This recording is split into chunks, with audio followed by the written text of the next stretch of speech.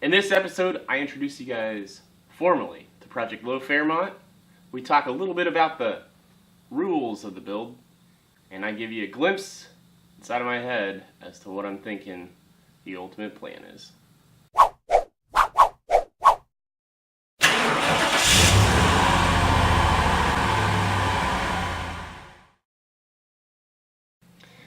Hey everybody, welcome to my channel. Welcome to this episode. My name's Grant Tommy. This is my channel, Straight Six Fan, and if this is your first time, I like to focus on budget-minded, creative, relatable builds.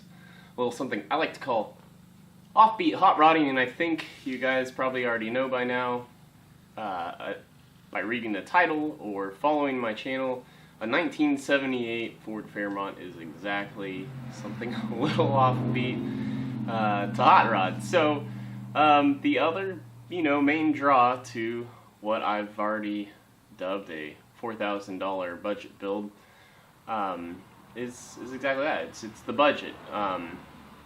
So I wanted to kind of take some time to kind of let you guys know exactly what I mean there.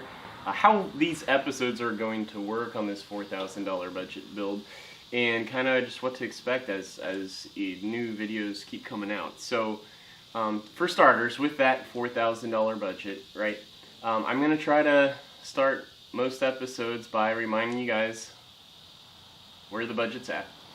So we'll start at $4,000, and the purchase of this car was $1,800.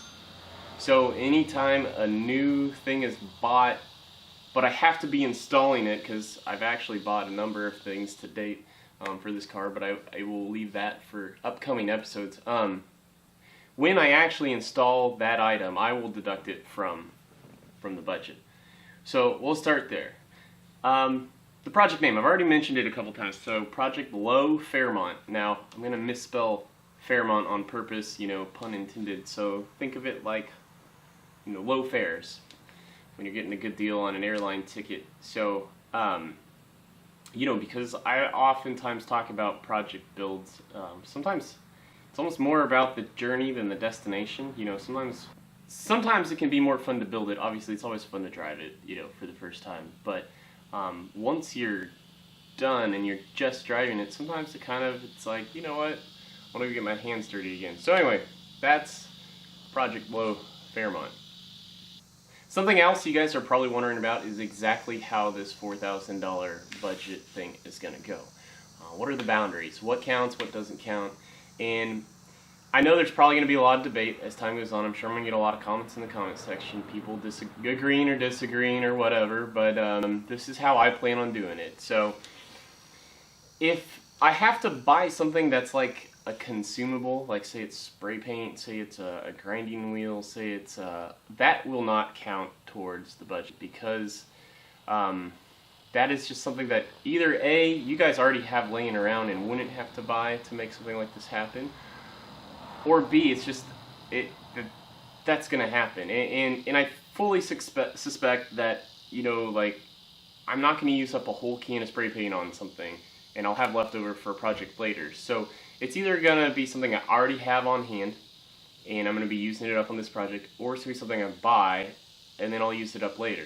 Now, if I, for instance, do buy a can of, we'll call it black spray paint for something, and I use an entire can, specifically on this project, from the shelf to the empty ball rattling around, then I probably will count that towards the project, but I have to go completely through that.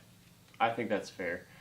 Of the, $2,200 I have remaining, I have set aside 15% for miscellaneous things that I'm probably not accounting for.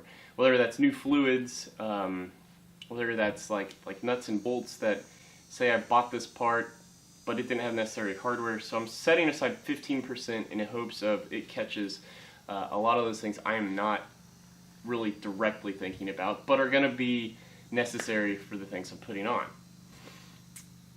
Something else I'm not counting towards the budget is going to be tools. Okay, So again, I know this is probably going to be debatable. Some of you people are like, well, that's really not, and $4,000 was inaccurate because you bought $500 in tools over the course time.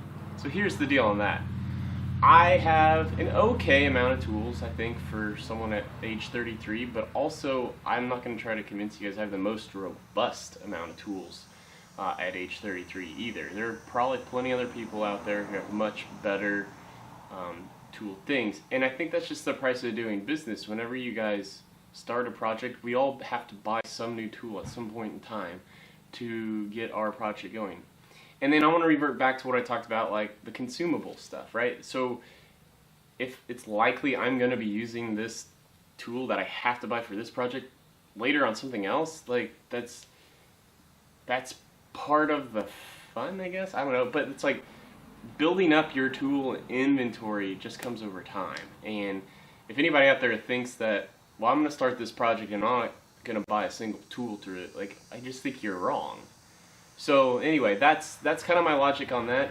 I haven't decided. I've thought about keeping a side tally so you guys do know how much I've spent on tools over the course of this project, just as a point of reference. So if you guys wanted to dive into something like that, you're like, oh man, well, I should also anticipate, you know, I'm going to need $300 or whatever that ends up being. I might do that, but again, you know, like I said, it goes back to a lot of you watching this video are already going to might have some of the tools I have to buy that I didn't have. And then there's the reverse form. There might be so many people, you know, like, this is a childhood dream of mine. I mentioned it in the David Freiberger video. This is something I've been wanting to do for 20 years. That puts me at, I was like a 7th grader when I really wanted to do something like this.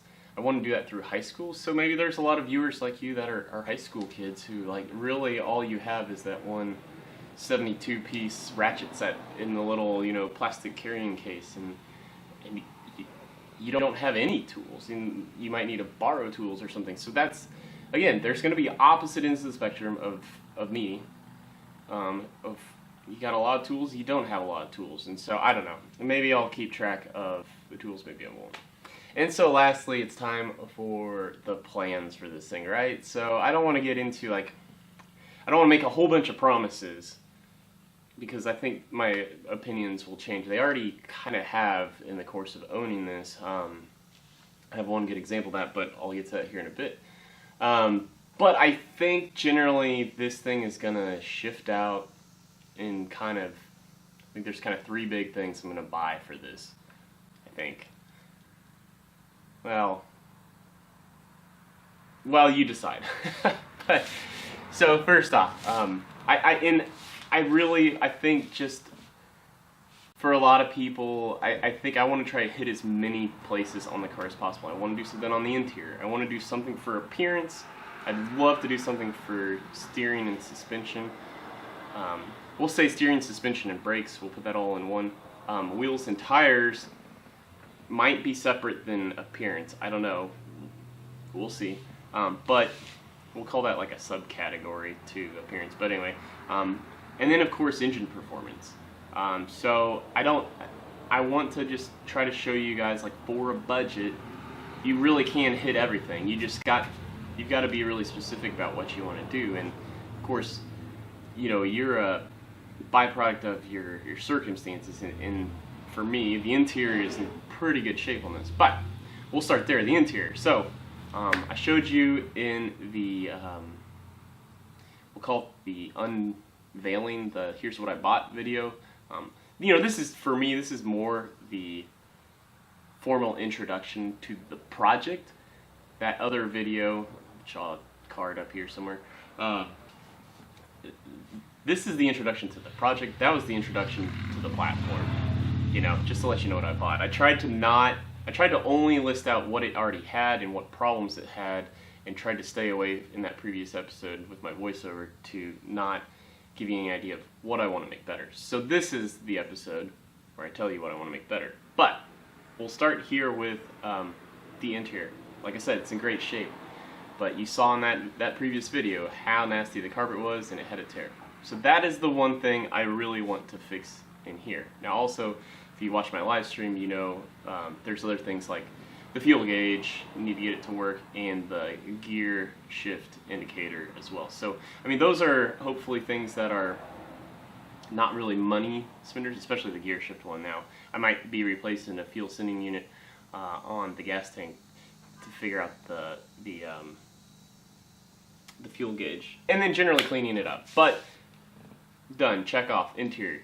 That's probably about the extent of that. Now I might also do like a water temp gauge and an oil pressure gauge. Again, that might be one of those late decisions for when I'm running at the very end of the budget. You know, I might wait till the end to see what I can afford at the end. But I think I would much rather, if I could only do one water temp gauge for sure.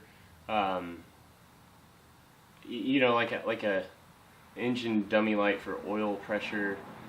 Like I think water temp is the one that I would rather have than oil pressure, because if this thing is going to be starting to overheat, you want to pull over to the side of the road ASAP. Now, if you're losing engine oil pressure, of course, too, you want to. But I figure I will know either from a leak, you know, or just checking the dipstick often enough if I got enough oil in. But again, we'll stop talking about that. Engine performance. Okay, so here's one of the things where I may have already changed my mind, but I might be in the same spot. I bought a set of GT40 heads because the compression on this motor is like the worst thing about it.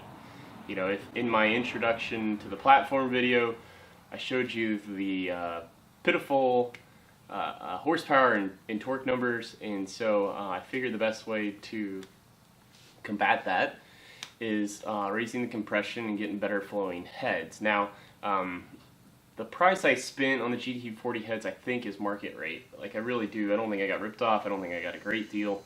But I did talk to machine shops already, and the amount of money I have to dump into them now to clean them up and get them freshened up is going to put me in a spot where it's like, it doesn't really feel like, I feel like maybe I'm spending more money on you know, the return on the investment starting to fade. So I've put them up for sale on Craigslist already, because one of those machinists, excuse me, he said he thought he had a pair of GT40 heads laying around and he'd sell them to me cheaper than that. And so if I can make back some money and get the total investment, I was turning towards like $600, and I was like, okay, at $600, this same machinist I was talking to could get me a pair of aluminum heads for like $620. So I'm just like, that's not money well spent. Okay, so then with the heads, I will do a pair of headers and new exhaust for this thing. But unfortunately, I think because of how much money I'm spending on heads, it's starting to, that might be it for performance. And I know that's a little sad and that's a little disappointing. I think that's also going to be one of those things that's going to be fun about this project, is I have to choose this or that. I can't have it all. You know, that's what you guys are going to run into on your budget builds. And if you want more performance, you can say, hey, I would rather spend more performance. But that's going to be part of the fun with the interaction, the comments, all that stuff, is because everybody's going to have a different opinion, and that's fine. But it's also going to do another thing. I think it's going to be kind of cool just to see, okay, we're going to do a one-trick pony, and what does this one thing, how does it wake up this motor, you know? So anyway, we'll see. If I don't sell the heads too soon, I'm just going to go on with machining them, and you know, it's just going to be one of those lessons learned while you guys are following my journey, where it's like, he spent too much there, and that's just part of life. It's the reality. I just want this to be honest, and I want you guys to learn from my mistakes. What else? Oh, and I mean, you have to have a sweet sounding car. Like, if you're gonna, I mean, the exhaust is kind of like a duh, right? So, set of headers to complement the heads. Now, it's gonna kind of stink. It's got the stock manifold. I might port it a little bit, you know, or at least clean it up. Maybe not like port it, but just kind of smooth out the inside of it without really affecting the intake where it meets up with the head. But it's gonna be, you know, it's a 2-barrel setup, and that's gonna stink. It's gonna be not a lot of air coming in, but these heads and headers are gonna be able to process that air really fast. But again, I think it's an experiment, right? So just this past Friday, I picked up a new 8.8 rear end out of a Lincoln Mark 8, which has rear discs on it. That wasn't a huge must for me, but it was a cool plus. So I'm going to have to do a brake booster upgrade for that.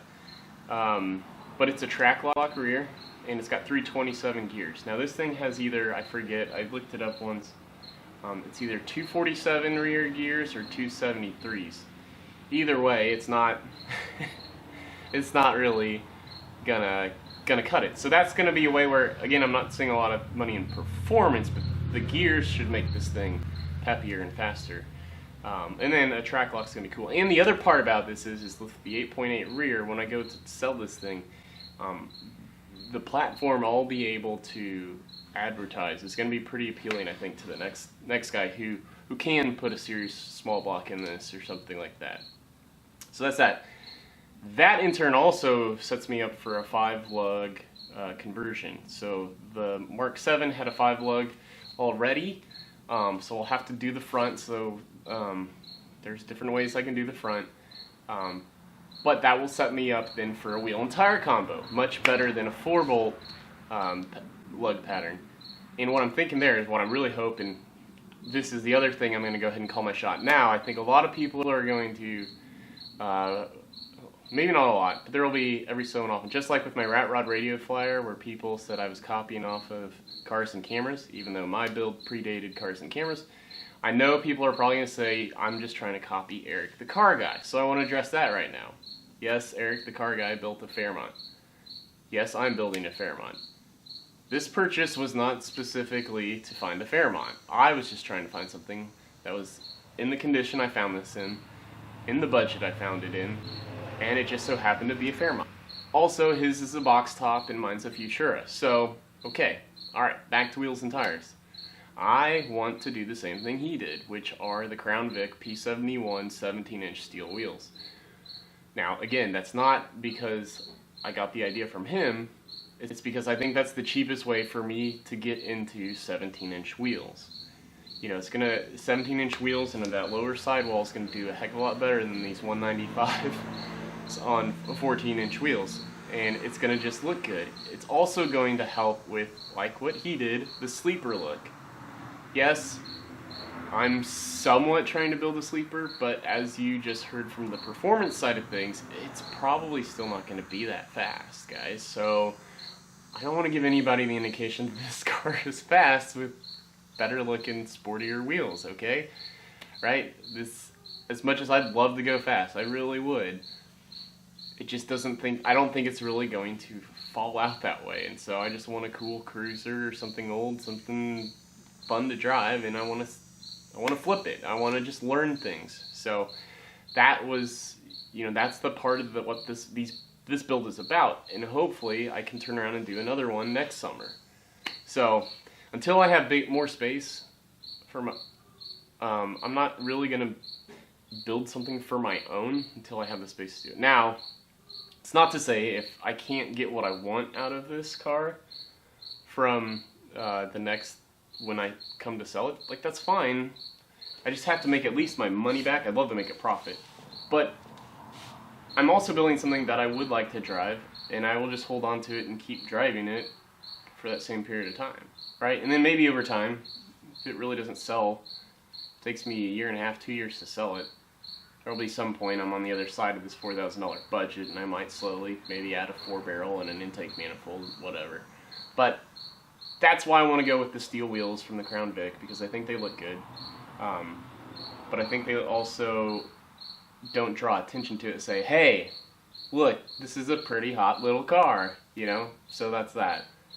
Okay, appearance. Would love to lower it, we'll see. I've found like a set of E-Bach lowering springs for Fox Body for like $40 or $50. I think I probably get them for $40, but again, I feel like that's kind of always going to be out there, and I want to wait till the end to see if I can, because I think, like, the rear discs, I think I'm going to have a lot of, cost in brake modifications and things like that. I might be buying a new master cylinder, I don't quite know yet, so things like that, so where that's going to be at the end, an in-time purchase.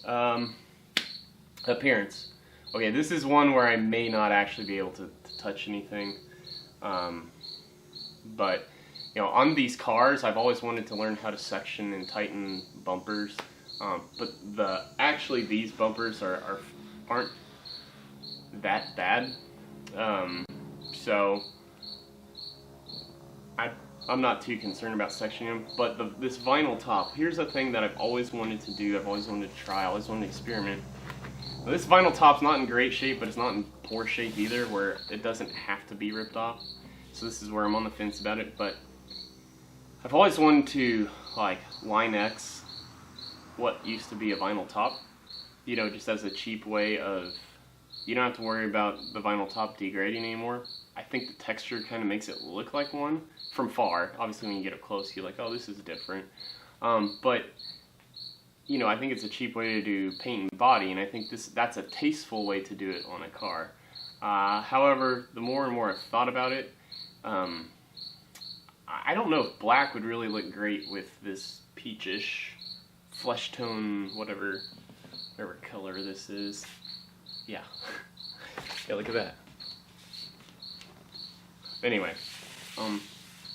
so, I mean, that's it, guys. I have blabbed on for way too long. If somehow you made it all the way to the end of this, like, I congratulate you. It's quite impressive. I do have work I want to get started on in the interior here today, Labor Day weekend. This is Sunday morning. That's going to do it for this upload, this episode. Again, if you made it all the way, if you're a Fox Buddy guy, please share this on the forums that you're on if you think it's interesting. If you liked it, just healthy reminder, you can hit the like button down there, and that helps me out a lot. But at the very least, like, I'd love to hear from you guys. So, of all that you've heard, what is one thing, leave your comment below, what is one thing you would do differently about this build if this was yours? So, that'll do it for this episode. Until next time, peace out.